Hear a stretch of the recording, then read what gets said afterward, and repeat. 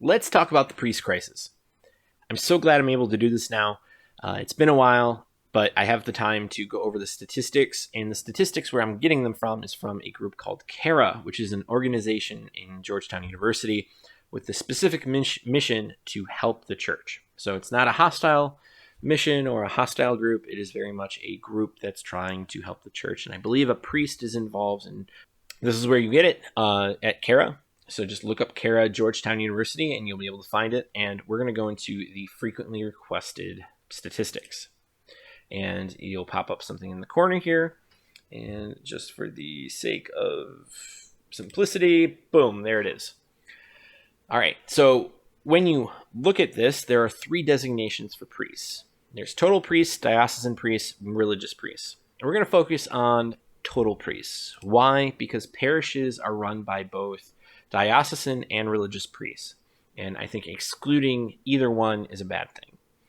The next thing I want to bring up is the population. The population, according here, to CARA, is in rows 17 and 18. The first one has to do with those being associated with the directory or a parish connection. The other is a survey-based estimation. Either one's fine. Just be consistent whenever you look at it. In this case, I'm going to be looking at the 17th row, the one that's associated with a parish, because we are specifically talking about priests. And so that's really important. When you look at the population of priests, so going back up here to row 3, at the end of Vatican II, we had 59,000 priests. Today, as according to CARA, the most recent up-to-date number is 2022. We have 34,344. So we lose almost 50% of our priests. That really sucks. I mean, there's just no other way to say that. That is a huge dip. Not as big of a dip as religious sisters that went from 178,000 to 36,000, but that's another video. So we're not going to deal with that today. We're going to talk about that in another video because there's a lot of things that impacted that. But today we're just going to be talking about total priests. So 59,000 to 34,000, quite a drop. And the population went from 44 million to 66 million, or 66.5 million. So there's a 50% increase of Catholics. And so that creates a really big problem, right? Like, what do we get for the calculations of priest to parish, or I'm sorry, priest to person? In 1965, we have 44.3 million divided by 59426. 59426. So let's open that up just a little bit. So that's 746 people for each priest. So now let's look at the population the ratio of priests to lay people for 2022. We have 66.5 million divided by 34,344. And it's 1,936.37 because of the decimal. That's crazy. I mean, that's more than doubled. If you're watching this, I'm sure you know a priest or have heard of priests that are in charge of two parishes, and that there are parishes that do not have a set priest, but only have visiting priests come in. In fact, that was my parish that I grew up in. It was in Novus Ordo. The point here is that they exist, and that's a problem because those populations are missing guidance. And I know that because I've lived through that. So just as clarification, because I brought up the Novus Ordo, I used to go to a parish that was a TLM in my old diocese. I currently go to a traditional or reverent Novus Ordo, as it's called. There are several TLMs in the archdiocese that I live in. I just wanted to emphasize I am very much looking at this by the numbers. With all that out of the way, how do we make sense of this? Well, so I'm going to use a graph that I did not make, but I've validated is correct. It is actually from Wikipedia, but someone else had basically done it. It's the exact same. Once this pops up, where is it popping? Why isn't it popping up? Oh, here it is. So I'm going to use this because it's accurate. But it shows exactly what I would like to show, that the population is going up and the priests are going down. Now, an important point here is that Vatican II mattered. And it mattered in a variety of ways. There's the normal implementation that should have happened. There's the false implementation that happened, known as the Spirit of Vatican II. And then there's the external factors of the culture that come into play. So a lot of people have cited the sexual revolution and all this other stuff. Let's backtrack a little. So we're looking at this trend, and you'll notice that there's this steady trend between 1965 and 1975. So what happened during this period? Well, after the council, the concilium was put together, and they were deciding the mass, right? They were coming up with the Novus Ordo. It hadn't quite been implemented yet, the entirety of this time. And so the priests that were there in seminary, they were essentially finishing what they had started, right? They had grown up in the old rite, in the old sacraments and how they were done. And they were basically finishing what God had called them to do. And then in 1975 to 1985, those that were influenced, say from 8 to 15, when the council was done, where the implementation of the council starts to take an effect. And it's a small effect, right? It's not very big. There's some priests that are still living. Science is getting better at keeping people alive. You have to actually take that into account. You can't not take that into account here. You have to take into account that science is getting better at keeping people alive. The retention there is just what it is.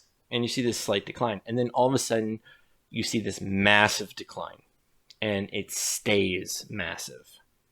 And that massive decline is where those that were taught in complete influence of what had come from the council, whether it was the council itself or the Spirit of Vatican II.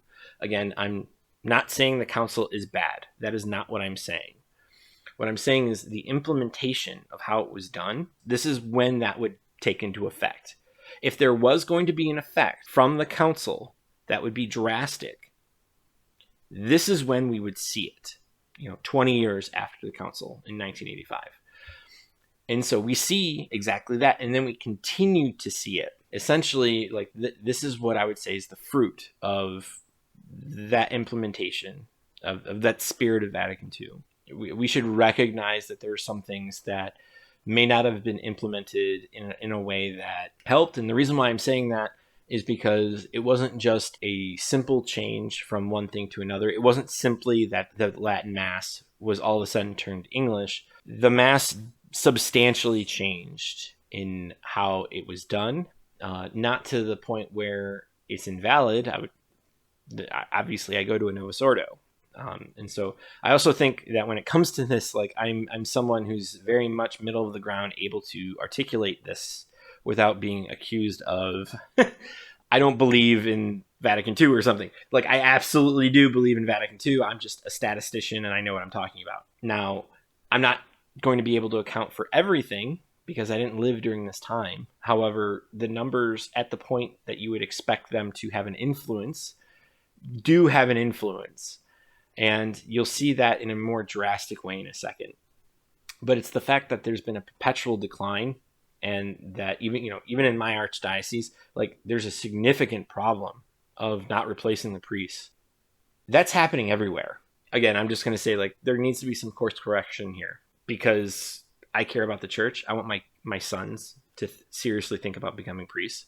So I have a vested interest in this. So going back to the slope, though, is that the slope continues to be that way. And so because it continues to be as steep as it is, it suggests that there's a permanent problem. And to blame it on external factors is, I think, scapegoating the problem, because we know fundamentally that a lot of things changed all at once. And when they changed all at once, it had a destabilizing effect. And again, I'm just going to point out, when we would expect to see the numbers plummet, that's when we see the numbers plummet.